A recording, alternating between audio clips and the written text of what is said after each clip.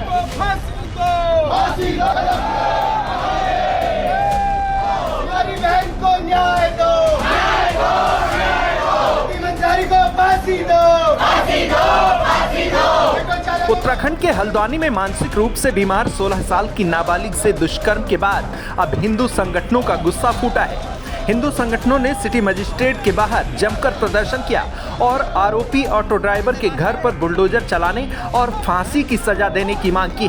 इसके अलावा क्षेत्र के सभी ऑटो चालकों का सत्यापन कराने की मांग को लेकर हिंदू संगठनों और गौरक्षकों ने प्रशासन को ज्ञापन सौंपा।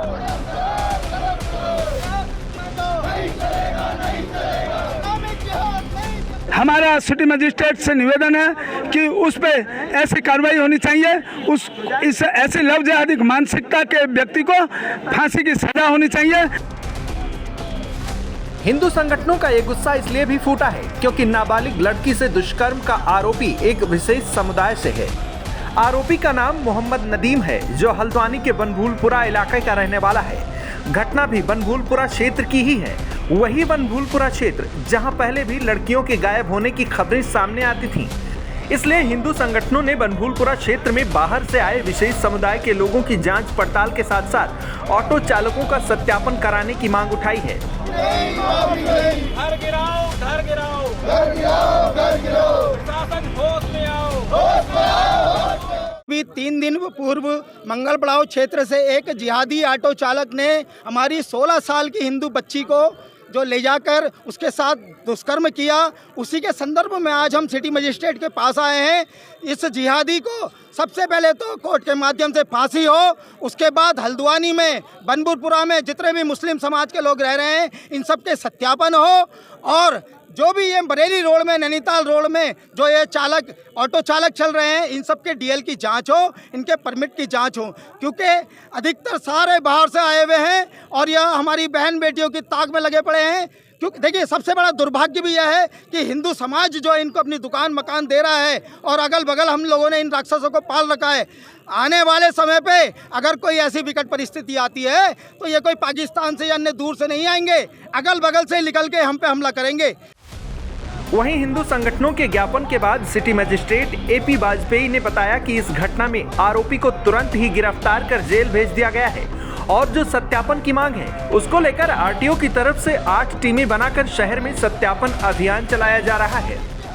विशेष मांग ये है कि जो भी यहाँ पर ऑटो चालक हैं या विशेष अन्य व्यवसायों में लगे हुए हैं उनका सत्यापन किया जाए, बीच बीच में उनके खिलाफ प्रवर्तन की कार्रवाई की जाए। तो उसी क्रम में अभी आरटीओ के द्वारा भी कल से 8 टीमें बनाई गई हैं, पूरे शहर में इसका सत्यापन और चेकिंग का अभियान चलाया जा रहा है। साथ में पुलिस के द्वारा भी अलग से इसमें कार्रवाई की जा रही है। कुछ बिंदु और उनके द्वारा संज्ञान में लिए गए हैं, उस पर भी हम लोग आगे कार्रवाई करेंगे। ऐसा नहीं है कि इस घटना पर सिर्फ हिंदू संगठन ही विरोध कर रहा है, बल्कि नाबालिग लड़की से दुष्कर्म की घटना के बाद पूरे शहर में उबाल है। हिंदू संगठनों से पहले एमबीपीजी कॉलेज के छात्र छात्राओं ने भी कोतवाली पर जमकर प्रदर्शन किया। ऑटो चालकों का सत्यापन करो। छात्रों ने भी आरोपी को फांसी की सजा देने की मांग की है। मंजारी को फांसी दो, फांसी दो, फांसी दो। इस तरीके की घटना हमारे हल्द्वानी शहर में होना ये हम सबके लिए सोचने विषय, हम सबके लिए शर्म का विषय है। प्रशासन से हमारी ये मांग है, प्रशासन के खिलाफ हमने नारेबाजी इसलिए की है कि जो ऑटो चालक है उसके खिलाफ क्या कार्रवाई हुई है, वो क्या हल्द्वानी शहर का था या वो बाहर का था। अधिकतर ऑटो चालक जो हैं हमारे हल्द्वानी शहर में वो अधिकतर बाहर के हैं, जो बाहर से अपराध कर हमारे हल्द्वानी शहर में शरण ले रखी है, जो ऑटो चलाने का काम कर रहे हैं। क्या उनका सत्यापन था? अगर सत्यापन नहीं था तो पुलिस प्रशासन क्या कर रहा है? और आए दिन वो नशे में, ऑटो चालक नशे में चूर रहते हैं। आए दिन इस तरीके की घटनाएं आम हो चुकी हैं हमारे हल्द्वानी शहर में। प्रशासन से हमारी ये मांग है कि उस ऑटो चालक के खिलाफ कड़ी से कड़ी कार्रवाई हो और हमारी बहन को न्याय मिले। घटना 29 जुलाई की है, जब मानसिक रूप से बीमार 16 साल की पीड़ित लड़की पियानो सीखने के लिए अपनी क्लास जा रही थी। तभी आरोपी मोहम्मद नदीम नामक ऑटो ड्राइवर उसे क्लास छोड़ने के बहाने सुनसान जगह पर ले जाता है, जहां उसके साथ दुष्कर्म की घटना को अंजाम देता है। इतना ही नहीं, आरोपी ड्राइवर ने दुष्कर्म के बाद लड़की को मुंह बंद रखने की धमकी भी दी थी। फिलहाल पुलिस ने आरोपी नदीम को गिरफ्तार कर लिया है, लेकिन हिंदूवादी संगठन और छात्र संगठनों में अभी आक्रोश है। हिंदू संगठन और छात्र लगातार आरोपी को फांसी की सजा देने की मांग कर रहे हैं। मंसारी को फांसी दो, फांसी दो, फांसी दो। ऑटो चालकों का सत्यापन करो।